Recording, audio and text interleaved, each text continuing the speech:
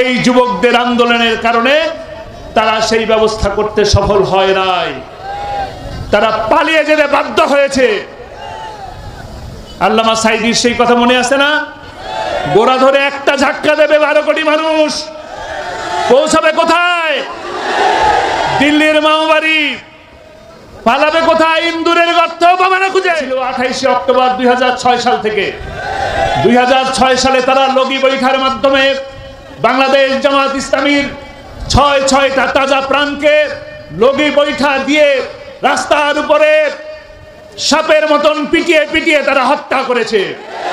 সেই হত্যার মাধ্যমে বাংলাদেশের গণতন্ত্রকে হত্যা করেছে।